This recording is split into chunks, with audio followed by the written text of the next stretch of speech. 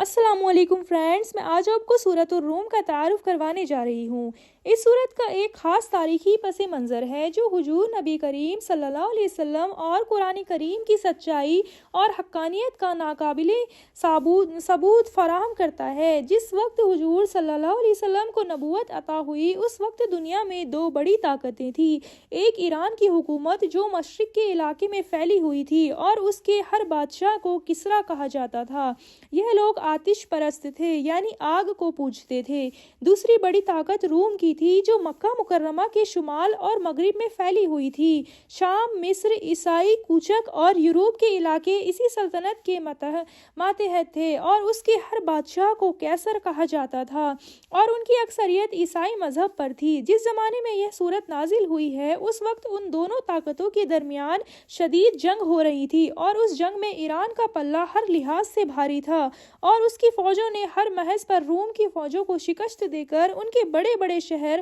فتح کر لیے تھے، یہاں تک کہ وہ بیت المقدس میں عیسائیوں کا مقدس ترین کلیسا تباہ کر کے رومیوں کو مسلسل پیچھے دھکیلتے جا رہے تھے اور روم کے بادشاہ ہرقل کو جائے پناہ تلاش کرنا مشکل ہو رہا تھا۔ ایران کی حکومت چونکہ آتش پرست تھی اس لیے مکہ مکرمہ کے بت پرستوں کی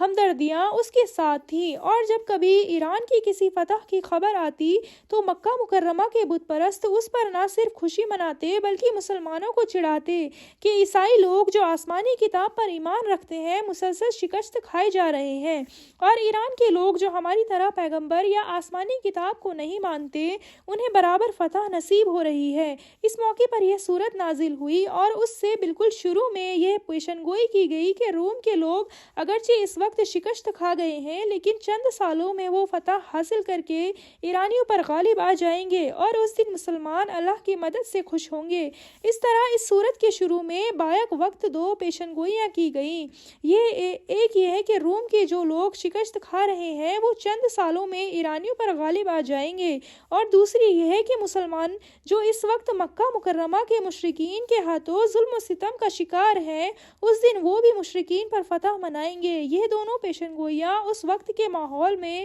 اتنی بدآئیز قیاس تھیں کہ کوئی بھی شخص جو اس وقت کے حالات سے واقف ہو ایسی پیشن گوئی نہیں کر سکتا تھا۔ مسلمان اس وقت جس طرح کافروں کے ظلم و ستم میں دبے اور پسے ہوئے تھے اس کے پس منظر بظاہر کوئی امکان نہیں تھا کہ وہ اپنی فتح کی خوشیاں منائیں۔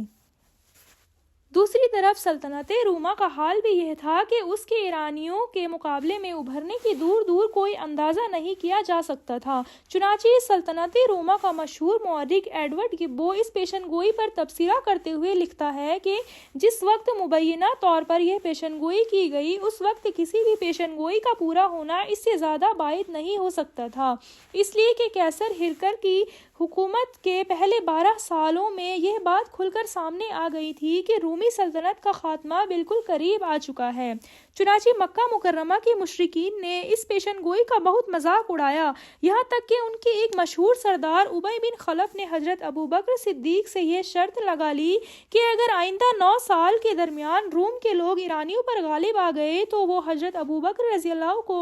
100 اونٹ دے گا، اور اگر اس عرصے میں وہ غالب نہ آئے تو حضرت ابوبکر صدیق رضی اللہ اس کو 100 اونٹ دیں گے۔ اس وقت تک اس قسم کی دو طرفہ شرط لگانا حرام نہیں کیا گیا تھا۔ چنانچہ اس آیات کے نازل ہونے کے بعد بھی ایرانیوں کی فتوحات کا سلسلہ جاری رہا، یہاں تک کہ وہ کسر کے پائے تخت قسطنطنیہ کی دیواروں تک پہنچ گئے، اور انہوں نے کسر ہرقل کے طرف سے صلح کی ہر پیشکش کو ٹھکرا کر یہ جواب دیا کہ انہیں ہرقل کے سر کے سوا کوئی اور پیشکش منظور نہیں ہے، جس کے نتیجے میں ہرقل تیونس کی طرف بھاگنے کا منصوبہ بنانے لگا، لیکن اس کے فوراً بعد حالات نے عجیب و غریب پلٹا کھایا۔ ہرقل نے مجبور ہو کر ایرانیوں پر عقب سے حملہ کیا جس میں اسے ایسی کامیابی حاصل ہوئی جس نے جنگ کا پانسا پلٹ کر رکھ دیا۔ اس پیشن گوئی کو ابھی 7 سال گزرے تھے